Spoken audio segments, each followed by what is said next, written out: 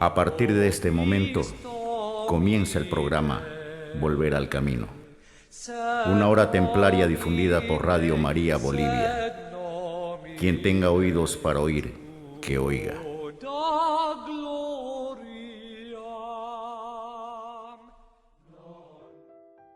Muy buenas noches, hermanos. Somos el grupo de Caballeros Templarios, hombres y mujeres, y les damos la más cordial bienvenida a su espacio de encuentro, reflexión y fe.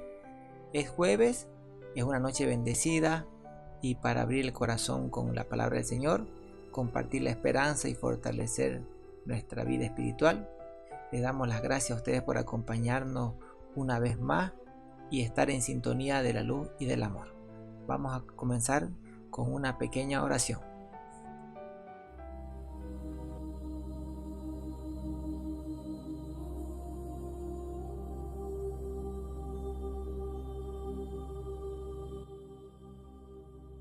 Oración de hoy. Amado Dios, hoy te invito a que entres en mi hogar y lo llenes con tu paz. Que tu presencia transforme cada rincón de mi casa en un lugar de amor, unidad y esperanza. Bendice a cada miembro de mi familia, fortalece nuestro trabajo diario y permite que nunca falte el pan en nuestra mesa.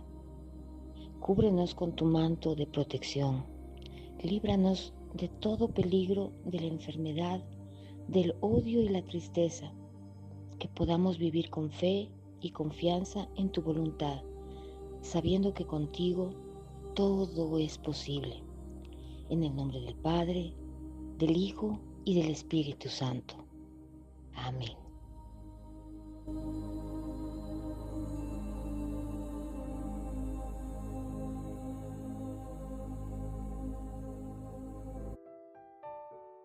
Y para empezar el programa, contaremos sobre la historia de San Leandro de Sevilla, que lo recordamos hoy, 13 de noviembre. Y por ello escucharemos su santoral.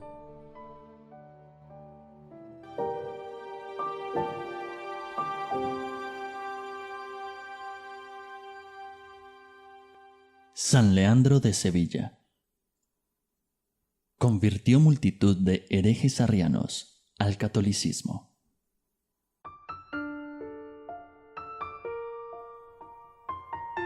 Nació en Cartagena en el año 540. Perteneció a una familia de santos, entre ellos sus tres hermanos, San Isidro, San Fulgencio y Santa Florentina. Se hizo monje desde muy joven en un convento de Sevilla, donde se dedicó a la oración, al estudio y a la meditación. Fue elegido obispo de Sevilla, España, en el año 578. Luchó por la conversión de los arrianos e hizo de España una nación católica. Los arrianos eran herejes que negaban a Jesús y no lo reconocían como verdadero Dios. Era el tiempo de los visigodos y los no creyentes.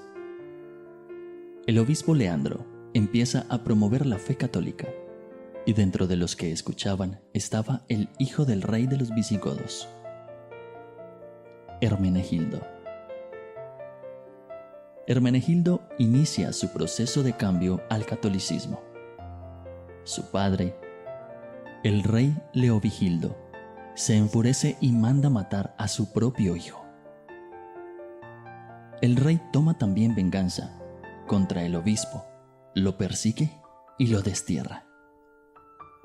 Durante el exilio, Leandro vive en Constantinopla y escribe 2 libros contra el arrianismo.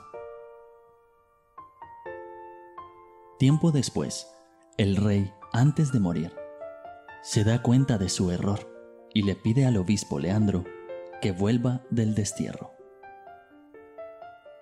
El obispo llega nuevamente donde el rey y éste le pide muy especialmente que cuide a su otro hijo, Recaredo, futuro sucesor al trono. El obispo Leandro cumple sus mandatos. Recaredo es proclamado rey. Se convierte al catolicismo, acompañado y aconsejado por el obispo Leandro. En el año 589 se convoca el Tercer Concilio de Toledo, donde el rey Recaredo instituye la unidad del reino visigodo, la paz y la profesión de la fe católica. Leandro muere en Sevilla, hacia el año 600 aproximadamente. Legado. San Leandro de Sevilla es considerado uno de los grandes padres de la Iglesia y fundador de la Escuela Teológica de Sevilla. Consiguió que se convirtieran al catolicismo los visigodos no creyentes de su tiempo que invadieron a España. Logró la conversión del rey Leovigildo y sus 2 hijos. Promovió la fe católica por toda España. Enseñanzas para el mundo de hoy. Evangelizar en contracorriente. San Leandro evangelizó herejes que no creían en Jesús y lo hizo con fe y perseverancia. Cumplió cabalmente su llamado hacia el Señor. La evangelización hoy requiere una valentía, ese entusiasmo que tuvo Leandro. Que no nos pare el deseo ferviente de servir al Señor, de enseñar y dar testimonio de vida. Con la fuerza del Espíritu de Dios y la oración lo lograremos. Confiemos y sigamos el camino encomendado por el Señor. Oración ante las dificultades. Señor, aquí me tienes para hacer tu voluntad. Me encomiendo de todo corazón, con todas mis fuerzas a tu Sagrado Espíritu. Estoy aquí frente a ti, esperándote, invocándote. Aún en los momentos de más oscuridad y desconcierto. En la tristeza y en el dolor profundo de mi corazón, escucha mi llamado. Soy tu Hijo muy amado, el que te busca, Señor. No me abandones. Ayúdame. Acompáñame y fortaléceme. Permíteme mirar mi vida de otra manera, con más esperanza. Dame la sabiduría para resolver situaciones confusas que me oprimen y me quitan la paz. Solo contigo puedo alcanzar la libertad y equilibrio que tanto necesito. Bendíceme y enséñame a vivir con fe, porque solo en ti sé que podré lograr soluciones y caminos verdaderos. Amén.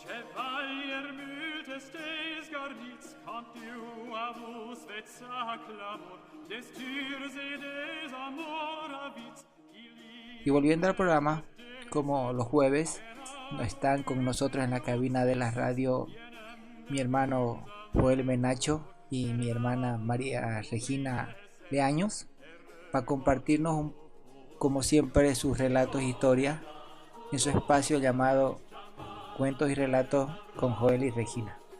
Muy buenas noches, hermanos, un placer como siempre que me acompañen o que nos acompañen en el programa, y muy felices de que nos traigan como siempre unas historias y unos cuentos que ustedes nos preparan muy amablemente en la semana y nos los traen para compartir esta noche de jueves.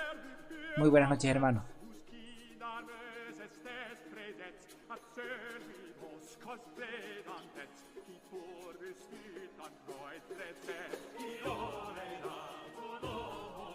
Muchas gracias, hermano Dusty. Una vez más estamos en esta sección del programa denominado Historias y Relatos con Joel y Regina. En esta oportunidad hablaremos sobre la Virgen de Loreto, patrona de la aviación. El origen de la devoción lauretiana. Situada cerca del monte Tabor, la casa donde vivió la Virgen María en Nazaret había sido primeramente el hogar de sus padres, Santa Ana y San Joaquín. Posteriormente la recibió en dote al desposarse María con José. Fue escenario, por tanto, de la Anunciación, de la Inmaculada Concepción, de la Encarnación y también donde Jesús pasó sus 30 de sus 33 años, junto a la Virgen y su santo esposo. Después de la ascensión de Cristo, los primeros cristianos convirtieron esa casa en un lugar de culto, donde se veneraba una imagen de la Virgen que, según la tradición cristiana, había sido esculpida en la madera negra de un cedro del Líbano por las manos del evangelista San Lucas. En el año 327, la emperatriz Santa Elena, madre de Constantino I el Grande, recorre Palestina y decide edificar una grandiosa basílica alrededor de la casa, templo venerado durante varios siglos. El santuario sería destrozado prácticamente a principios del siglo XIII por los musulmanes, que invadieron Judea después de derrotar a San Luis, rey de Francia, durante la Séptima Cruzada, pero la casa de la Virgen quedaría intacta entre las ruinas. Esta especial consideración que los cristianos prestaban a la casa de Nazaret era perfectamente conocida por los sarracenos, que paulatinamente avanzaban sobre Tierra Santa. En el año 1291, las fuerzas del sultán de Egipto, Khalil, entraban en las tierras de Galilea. Sin embargo, la Santa Casa se salvaría de esta nueva amenaza. El 10 de mayo de 1291 se produciría un gran hecho milagroso. Según la tradición, la casa de la Virgen María fue transportada por los ángeles y llevada hasta las costas del mar Adriático y asentada en la cima del monte Rauniza, entre Terzato y Fiume, en el valle de Dolast, situada en la antigua Dalmacia, hoy Croacia. Pero 3 años y 7 meses más tarde, en la noche del 9 al 10 de diciembre de 1294, la Santa Casa volaría de nuevo en las manos de los ángeles, y en esta ocasión desde la costa dálmata a las italianas, a las marcas italianas en Ancona, atravesando el mar Adriático para aterrizar a 2 leguas de Recanati, entre el monte Orso y el río Musone, muy cerca de un bosque poblado de laureles. El vuelo fue visto por unos pastores, quienes afirmaron que la Virgen, con el niño en brazos, viajaba sentada sobre el tejado de la casa. Esa fecha, del 10 de diciembre, ha quedado fijada en el calendario litúrgico como festividad de la Virgen de Loreto. Quizás la abundancia de laureles en la zona dio origen al nombre de la advocación. Los primeros en observar un vivo resplandor que salía del bosque fueron unos pastores, que al aproximarse descubrieron que era una pequeña casita, sin cimientos, muy antigua y extraña respecto a la arquitectura de la zona. En este nuevo emplazamiento de la Casa de la Virgen originaría una multitud de peregrinos y caravanas de toda Europa que se desplazaban a contemplar los prodigios y milagros que se le atribuían. Tras una nueva y misteriosa mudanza de la casa hasta una colina no muy lejana, dentro de las tierras de dos hermanos residentes en la localidad de Regnacati, finalmente los ángeles llevarían la Casa de la Virgen por los aires hasta su definitivo y actual emplazamiento que la casa viene ocupando desde hace ya unos 700 años. La Santa Casa. La casa originaria de la Sagrada Familia o de la Virgen se componía de una sola habitación, delimitada por 3 muros fabricados con piedra de Palestina y cimientos por argamasa y barro. No tenía una cuarta pared, pues en Nazaret su hueco se abría a una gruta excavada en la montaña. Con el tiempo fue enriqueciéndose y transformándose. En 1464, Pablo II mandó levantar una gran basílica en el lugar, y cuando Napoleón invadió Italia, la imagen de la Virgen fue llevada a París y estuvo cierto tiempo expuesta en la Biblioteca Nacional y posteriormente situada en un altar en la Catedral de Notre Dame. Durante el pontificado de Pío VII se consiguió en 1801 la devolución de la imagen, pero no todas las joyas. En 1921 se produjo un incendio causado por un cortocircuito que destruyó totalmente la imagen de la Virgen. Al año siguiente, y con un cedro del Vaticano, fue tallada una nueva imagen idéntica a la original y con las mismas medidas, 82 centímetros, esculpida por Celani. Milagros y peregrinaciones. Son innumerables los milagros allí producidos que no han cesado hasta nuestros días, y se han publicado otras muchas en los Annali de la Santa Casa. Las primeras referencias de las peregrinaciones a la Casa de Nazaret datan de los siglos X y XI, antes de su traslado al territorio italiano. Ya establecida en Italia, se convertiría en uno de los lugares más sagrados de peregrinaje de toda la cristiandad, siendo visitada por millares de fieles y decenas de santos y beatos, entre otros San Francisco de Sales, José de Calasanz, Juan Bosco, Pedro de Alcántara, Santa Teresita de Lisieux y San Maximiliano Kolbe, además de los 19 papas que han peregrinado a este santuario mariano, así también como reyes y muchas personalidades históricas. Está comprobado que Cristóbal Colón envió a Loreto a un representante para que en nombre de todos los tripulantes diese gracias a la Virgen por el buen término del descubrimiento, y posteriormente sorteó entre sus marineros un premio para realizar gratuitamente un viaje a Loreto, que recayó en Pedro de Vila, un marinero español natural del puerto de Santa María. También Ramón Franco, al regresar de su extraordinario vuelo a Argentina en 1926 con el Plus Ultra, cruzando el Atlántico Sur, se postró en acción de gracias ante la imagen de la Virgen de Loreto.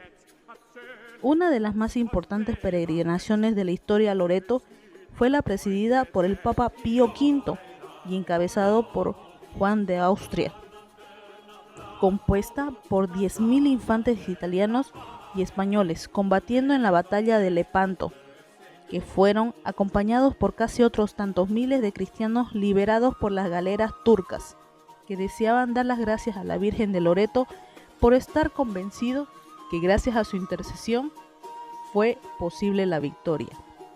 Estos dejaron sus grilletes y cadenas al pie de la Santa Casa, con los cuales se forjarían más tarde las rejas de las puertas de la basílica. La Virgen de Loreto, patrona de la aviación. Proclamada Nuestra Señora de Loreto, patrona universal de todos los aviadores, fueran tripulantes o pasajeros, civiles o militares. La devoción a su patrona se extendería de manera extraordinaria. Comenzaron peregrinación a la Basílica de Loreto. Se fueron creando cofradías y fue adquiriendo especial relevancia la celebración del día 10 de diciembre de cada año. Teniendo en cuenta lo anterior, el 7 de diciembre de 1920, los miembros de la aviación militar española que estaba entonces inmersa en la participación de las operaciones militares para pacificar el protectorado de Marruecos, solicitaron de la superioridad de la Virgen de Loreto fuese declarada su patrona, lo que se aprobó por la siguiente disposición. El Ejército del Aire, heredero de la historia, valores y tradiciones de la aviación militar española, hizo suyo el patrocinio de la Virgen de Loreto, y en todas sus instalaciones y unidad está presente una imagen de la Virgen de Loreto.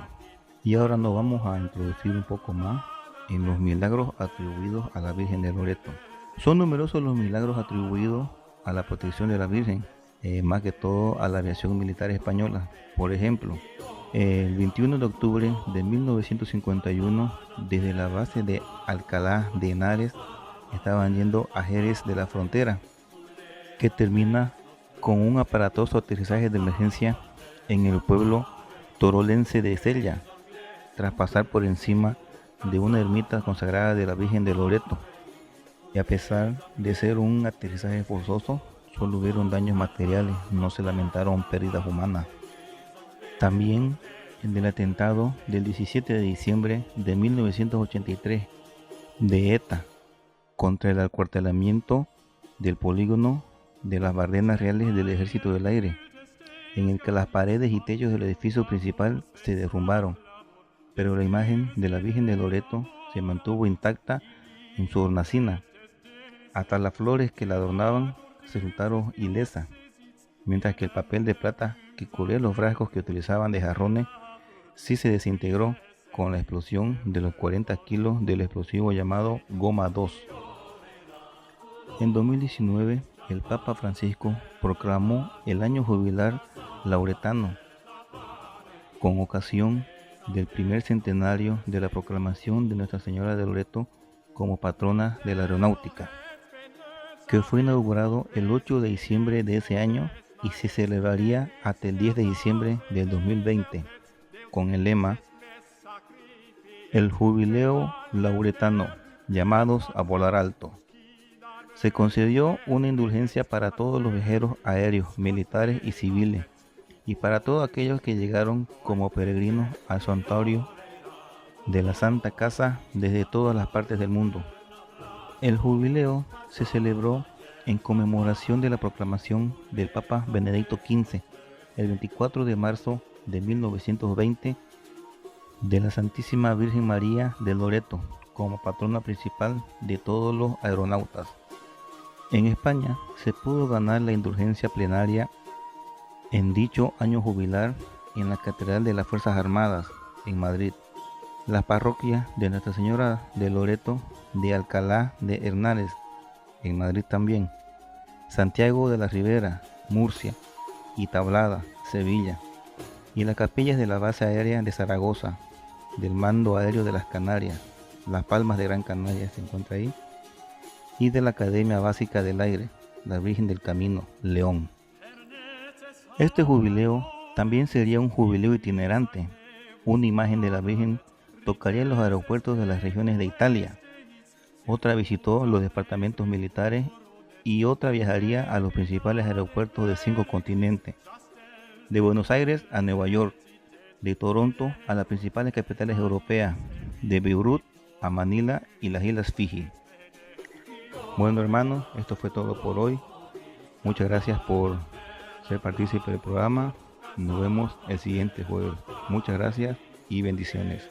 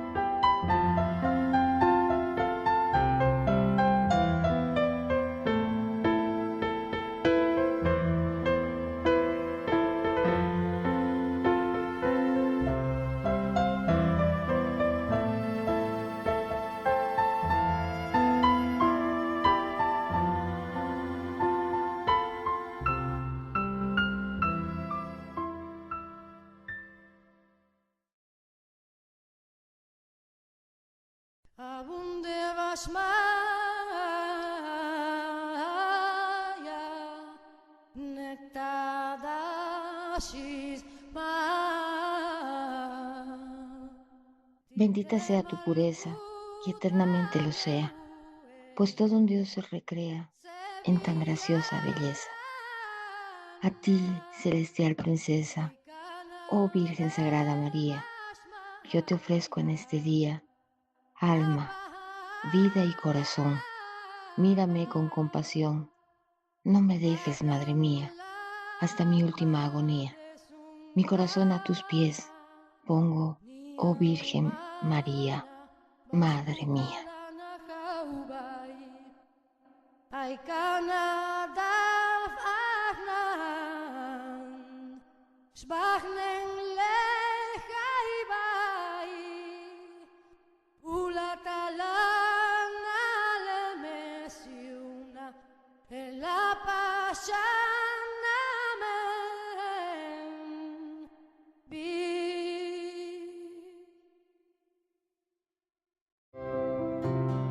Evangelio de hoy, jueves 13 de noviembre del 2025. Proclamación del Santo Evangelio según San Lucas. En aquel tiempo, los fariseos le preguntaron a Jesús: ¿cuándo llegará el reino de Dios? Jesús le respondió: el reino de Dios no llega aparatosamente.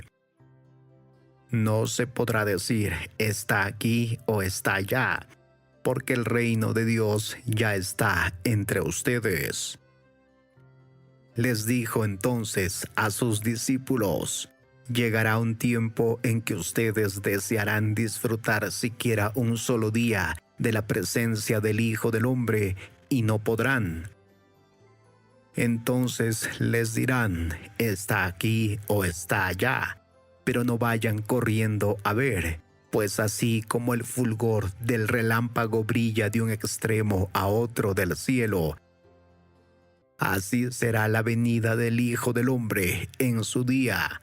Pero antes tiene que padecer mucho y ser rechazado por los hombres de esta generación. Palabra del Señor. Gloria a ti, Señor Jesús.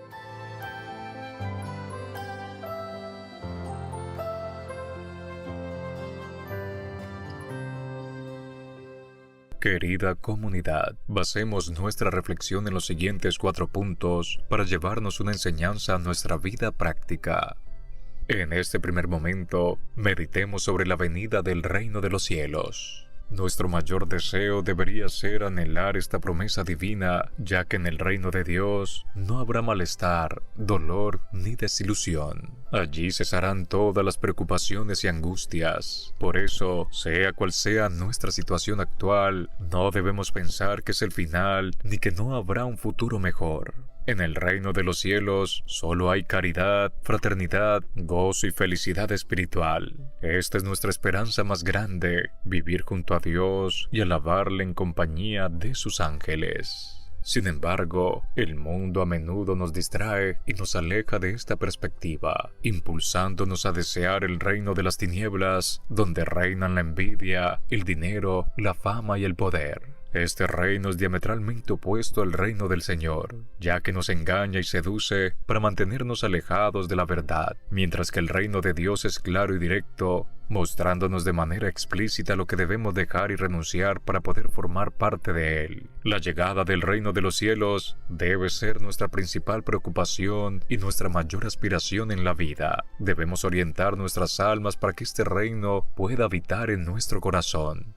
Para lograrlo, Jesús nos ha dejado su Evangelio que nos forma la mente y dispone el corazón para vivir según sus enseñanzas. En un segundo momento, analicemos esta frase. Llegará un tiempo en que desearéis vivir un día con el Hijo del Hombre y no podréis. Jesús no es un Dios distante, habita entre nosotros, nos guía y nos dirige desde nuestra conciencia. Aunque su presencia sacramental y espiritual nos acompaña, hay un deseo en cada discípulo de experimentar plenamente la presencia de Jesús en su gloria. Este anhelo de estar en la presencia de Cristo debe ser constante en nuestra vida como hijos de Dios. San Pablo expresa este deseo en sus cartas. Me siento apremiado por dos partes. Por una parte, deseo partir y estar con Cristo, lo cual ciertamente es mucho mejor, pero pensando en ustedes, conviene que yo permanezca en esta vida. Los grandes santos anhelaron fervientemente poder partir de este mundo para participar de la gloria que Jesús ofrece en el cielo. Ellos deseaban ardientemente estar al lado del Señor, y aquellos de nosotros que hayamos saldado nuestras cuentas al final de nuestras vidas, tendremos la posibilidad de disfrutar de esta sublime recompensa. Mientras tanto, tenemos el privilegio de llenar nuestro ser con la presencia de Jesús en la Eucaristía, a la cual podemos acceder cada día. En el sagrario o en la custodia, Jesús nos espera para compartir con nosotros, escucharnos y llenar nuestros vacíos. No desaprovechemos esta oportunidad que la Iglesia nos brinda de encontrarnos con Jesús en el pan eucarístico. No demoremos en asistir al banquete que se nos ofrece en cada misa. En este tercer punto, meditemos en la siguiente frase: si os dicen que está aquí o está allí, no os vayáis detrás. Jesús advierte a sus discípulos que su regreso será tan visible como un relámpago, iluminando de un extremo al otro del cielo. Esto indica que será un evento sorprendente y evidente para todos, sin posibilidad de pasar desapercibido. Por lo tanto, no debemos dejarnos engañar por quienes afirmen conocer el momento exacto de su llegada. Pero como católicos, debemos aferrarnos a lo que está escrito en la palabra de Dios y seguir la enseñanza de la Santa Madre Iglesia. Queridos hermanos, no nos dejemos engañar ni perturbar por el miedo o las predicciones falsas. Busquemos al Señor no desde el temor, sino desde el amor y la devoción que le debemos. Que los mensajes y eventos que surgen no nos quiten la paz, sino que nos inspiren a acercarnos a Él con fe y confianza. Oremos para que Jesús llegue a nosotros como un rayo de luz, iluminando nuestra mente y trayendo claridad a nuestro corazón.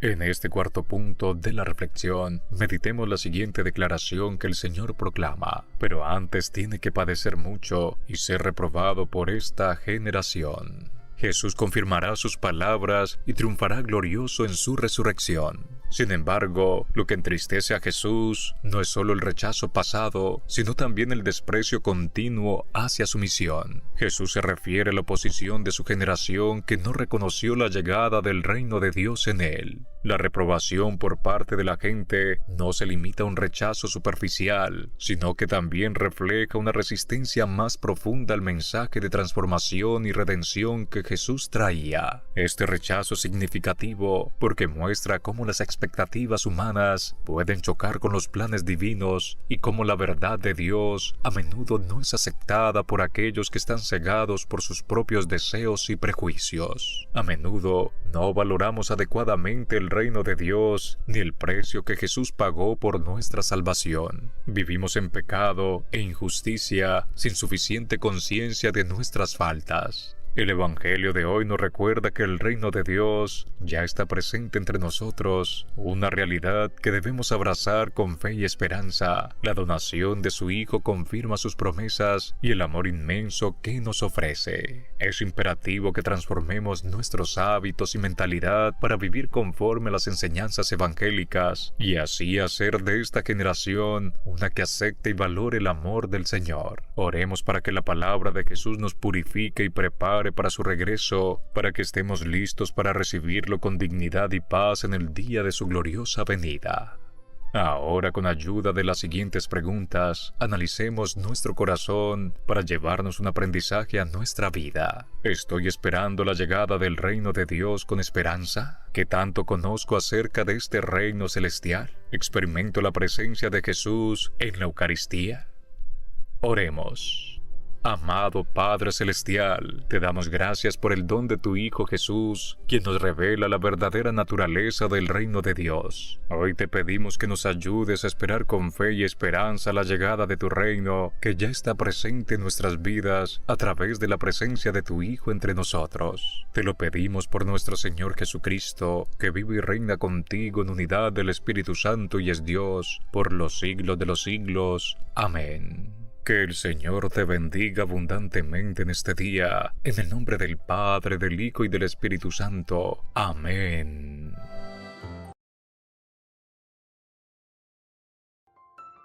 Hoy, 13 de noviembre, nuestra iglesia celebra San Diego de Alcalá, y por si no lo conocías, a continuación te decimos quién fue y cómo transcurrió su vida hasta llegar a ser santo.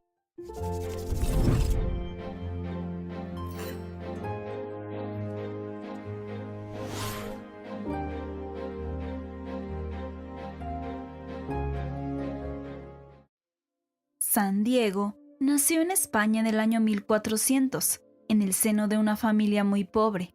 De joven marchó a un campo solitario a acompañar a un familiar que vivía como monje ermitaño, y fue de él que aprendió el arte de la oración y de la meditación, así como un gran cariño por Jesús crucificado.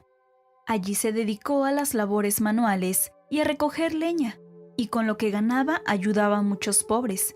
Y como el que más da, más recibe, la gente empezó a llevarle abundantes limosnas para que repartiera entre los necesitados.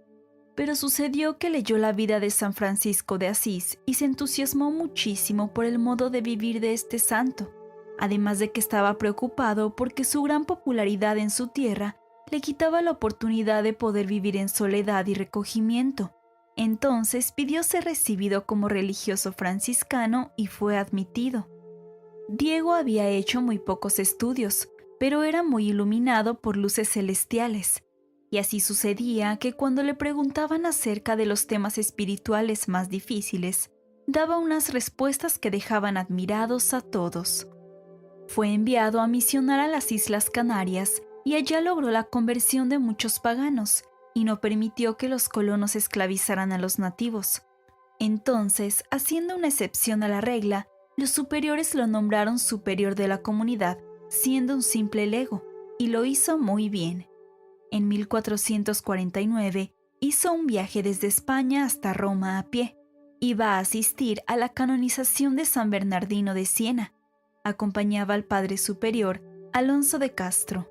Este se enfermó y Diego lo atendió con tan gran esmero y delicadeza que los superiores lo encargaron por 3 meses de la dirección del hospital de la Comunidad de Roma, y ahí hizo numerosas curaciones milagrosas a enfermos incurables. Los últimos años de su vida pasaba días enteros dedicados a la oración. Al ver un crucifijo quedaba en éxtasis. Su amor por la Virgen Santísima era inmenso. Untaba a los enfermos con un poco de aceite de la lámpara del altar de la Virgen y los enfermos se curaban. Se sabe que un muchacho cayó en un horno ardiente, y el santo lo bendijo, y el joven salió sano y sin quemaduras. El 12 de noviembre del año 1463, sintiéndose morir, pidió un crucifijo y recitó aquel himno del Viernes Santo que dice: «Dulce leño, dulces clavos que soportasteis tan dulce peso», y expiró santamente. En su sepulcro se obraron muchos milagros, y el mismo rey de España, Felipe II, obtuvo la milagrosa curación de su hijo al rezarle a Diego. Por eso, el rey le pidió al sumo pontífice que lo declarara santo, y fue canonizado 125 años después de haber muerto, en 1588.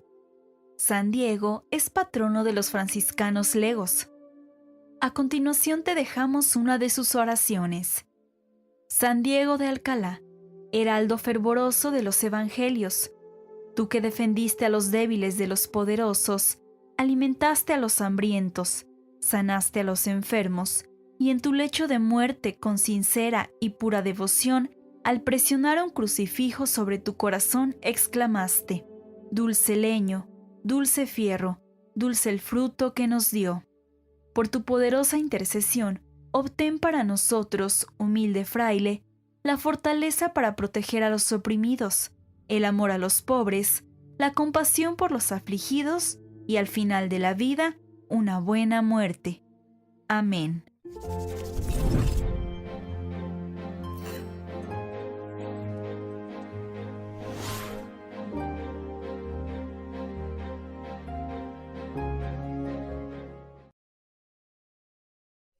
Queridos oyentes de Radio María, les saludamos con alegría en esta noche bendecida por el Señor.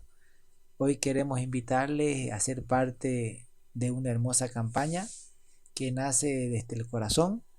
Se llama Un hogar para la Virgen María, un rinconcito de amor para Radio María. Así como María encontró un lugar en el corazón de Juan, de José y de tantos discípulos fieles a lo largo de la historia, hoy te invitamos a que le abras también tú las puertas de tu hogar y de tu corazón. ¿Cómo? Con un pequeño gesto de amor que puede hacer una gran diferencia. En este programa y en todas de las regionales de Radio María en todo Bolivia, puedes recoger una carta, rellenar con tus datos y ponerla en un sobre y hacer una pequeña donación. Y de esta manera sencilla y concreta nos podrás colaborar a este programa y a todos los programas de la radio. Estos sobres son una invitación a sembrar generosamente para que Radio María siga siendo ese rinconcito de luz, oración y esperanza que entra cada día a sus hogares. Con tu donación haces posible que esta radio siga siendo un verdadero hogar para María, donde su voz materna se escucha en cada rincón del país. Si ya recibiste un sobre, llénalo con lo que puedas, no importa la cantidad, lo que vale es el amor con el que tú lo das. Y si no lo recibiste aún, acércate, como le decíamos, al programa o a una de las regionales de Radio María, o contáctanos para que nosotros te podamos conseguir uno y hacértelo llegar. Todos podemos colaborar, todos podemos construir juntos este rinconcito de amor para Radio María. Gracias por tu generosidad, por abrir tu corazón y por ser parte de esta familia que camina María hacia Jesús. Radio María es tu hogar y contigo podemos seguir llevando esperanza al mundo entero. Y ayer, 12 de noviembre, recordamos a San Josafat y le contamos un poco de su historia. Hoy, acompáñame a descubrir una historia increíble, una narrativa que ha trascendido generaciones, resonando en el alma de millones a lo largo de la historia. Desde los primeros días de su vida, San Josafat de Lituania pareció destinado a una misión única. Nació en 1580 en Volinia, en una región marcada por tensiones religiosas y políticas, donde convivían católicos y ortodoxos bajo un clima de conflictos constantes. Desde joven, Josafat sintió una profunda llamada a la fe y, con el tiempo, esa llama se convertiría en una dedicación total a Dios y a la búsqueda de la paz. Fue un hombre de convicciones inquebrantables que, con cada paso, buscó la unión de las iglesias y la reconciliación entre sus hermanos divididos. La misión que se trazó, sin embargo, no era fácil. A medida que crecían las disputas entre católicos y ortodoxos en el este de Europa, él vio en la unidad una esperanza para acabar con la discordia. La fe no puede ser una razón de división, sino el vínculo más sagrado entre los hombres. Solía meditar. San Josafat de Lituania, un hombre de fe, capaz de detener guerras, sanar enfermedades y encender la luz de la paz en su martirio. Quédate hasta el final, porque su historia apenas comienza. San Josafat nació en el corazón de Lituania, una tierra dividida entre tradiciones y credos en permanente conflicto. Su familia, fiel a la tradición ortodoxa, esperaba que Josafat siguiera su legado religioso. pero nadie imaginaba cuán profundo sería su compromiso. Desde niño, parecía tener una sensibilidad única. Mientras otros niños jugaban, él se sentaba en silencio, absorto en lecturas de las Escrituras, sintiendo que cada palabra hablaba directamente a su alma. Fue durante esos años de inocencia y descubrimiento que algo empezó a germinar en él, una fuerza que le hacía ver más allá de las rivalidades y diferencias religiosas. Mientras crecía, el ambiente de tensiones entre católicos y ortodoxos se intensificaba, y la violencia se sentía en las calles. Josafat no podía ignorar la división que desgarraba a su pueblo, una separación que él veía como una herida abierta en el corazón de la fe. Un día, después de un conflicto especialmente duro en su aldea, Josafat comenzó a preguntarse en voz baja: ¿por qué la fe, que debería unirnos, nos está separando? A partir de entonces, su vocación empezó a tomar una dirección clara y comprometida. Sabía que el camino que lo esperaba no sería fácil, pero estaba decidido a buscar la paz, aunque eso le costara todo. Al alcanzar la juventud, no dudó en entrar en un monasterio. En medio del silencio de la vida monástica, encontró el espacio para profundizar en sus creencias, buscando la unidad entre los cristianos de su tierra. Con cada oración y cada voto que hacía, su determinación de unir a la Iglesia crecía. A pesar del rechazo de algunos y la incomprensión de muchos, él abrazaba su vocación, convencido de que Dios le había dado un propósito más grande que él mismo: ser un puente de paz en medio de la discordia. En 1617, a la edad de 37 años, Josafat fue nombrado obispo de Polotsk, un título que asumió con una firme convicción y una profunda humildad. Desde entonces, no solo guiaría a su comunidad desde el altar, sino también desde el corazón. En cada sermón, en cada encuentro, transmitía una visión de fe que iba más allá de las divisiones. Si hemos sido creados en el amor, ¿cómo es posible que la fe nos separe?, decía con una serenidad que conmovía hasta a los más reacios. Su voz se convirtió en un faro de esperanza, y su sola presencia evocaba respeto entre aquellos que buscaban paz en tiempos de violencia. Uno de los momentos más recordados de su vida como obispo ocurrió cuando una revuelta se desató en Polotsk. Las facciones enemigas se enfrentaban con una furia desbordante, y la violencia amenazaba con arrasar con todo. Josafat no se mantuvo al margen. En medio del caos, decidió caminar entre las multitudes y, con una valentía sobrehumana, se interpuso entre los bandos enfrentados. Levantando las manos, comenzó a rezar en voz alta. Su oración, impregnada de una calma profunda, resonaba como un eco de paz en medio de los gritos y el estruendo. Poco a poco, los gritos cesaron, las armas bajaron y el silencio se apoderó de todos. Algunos decían haber visto una luz rodeándolo, como si una fuerza invisible envolviera la plaza.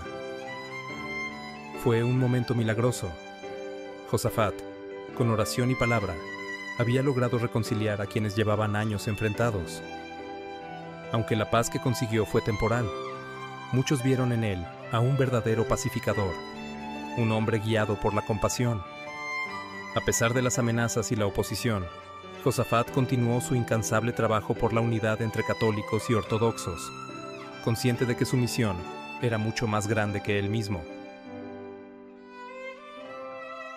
A medida que su influencia crecía, también lo hacía la resistencia hacia su misión de reconciliar a católicos y ortodoxos. Para muchos líderes locales, sus esfuerzos eran vistos como una amenaza al orden establecido, una afrenta directa a su poder y creencias. Josafat, con su ejemplo de humildad y convicción, parecía desafiar la misma raíz de las divisiones que durante tanto tiempo habían separado a la región. Se corrían rumores de odio, de conspiraciones y amenazas. Pero él, lejos de amedrentarse, aceptaba el peligro con serenidad, convencido de que el amor y la paz eran su verdadera protección. En noviembre de 1623, A sus 44 años, la tragedia finalmente se concretó. Mientras predicaba en Vitebsk, un grupo de opositores armados irrumpió en la iglesia, dispuestos a acabar con su vida. Se escucharon gritos y el choque de pasos rápidos y furiosos. Sin embargo, Josafat, en lugar de huir, se arrodilló y comenzó a orar en silencio. Su semblante, firme y sereno, parecía desafiar cualquier violencia. El ataque fue brutal, y en medio de ese momento oscuro, algo extraordinario ocurrió. Cuando su cuerpo cayó, una luz envolvió su figura, una luminosidad suave y cálida que parecía emanar de su propio ser. Los agresores, sorprendidos, quedaron paralizados, incapaces de comprender lo que sus ojos veían. Y cuando se acercaron a ver su rostro, encontraron una expresión de profunda paz, como si hubiera alcanzado el descanso eterno en la misma entrega a su fe. Años después, se erigió una tumba en su honor, y pronto comenzó a ser visitada por personas que buscaban sanación y consuelo. Milagros se reportaron entre aquellos que acudían con fe y devoción, quienes afirmaban haber sido tocados por una paz inexplicable o haber sanado de dolencias inexplicables. La tumba de San Josafat se convirtió en un lugar de unión y sanación, un símbolo vivo de su misión de paz que continuaría inspirando a creyentes de todas las tradiciones. San Josafat de Lituania fue canonizado en 1867, convirtiéndose en el primer santo de la Iglesia Oriental reconocido formalmente por Roma. Su vida, marcada por un fervor inquebrantable y una lucha incansable por la paz y la unidad, fue honrada como ejemplo de reconciliación entre cristianos de distintas tradiciones. Pero su reconocimiento oficial fue mucho más que un título. Fue el eco de una misión que resonaba con fuerza en una época dividida, un llamado a la reconciliación y a superar las diferencias religiosas. Nombrado patrono de la unidad cristiana, San Josafat es hoy un símbolo para quienes anhelan la paz entre creyentes. Además, su patronazgo sobre Lituania recuerda a cada generación su valentía y entrega.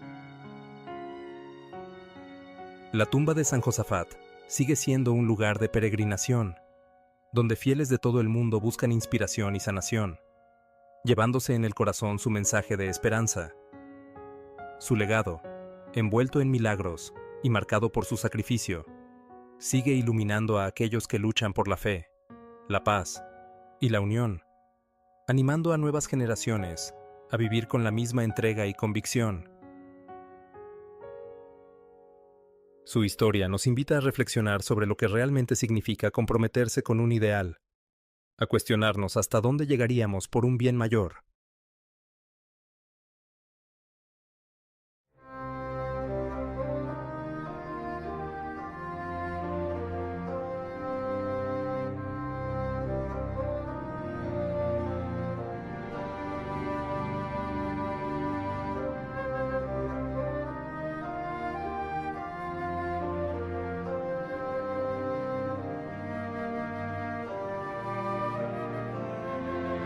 Hermanos, la hora del programa ha terminado.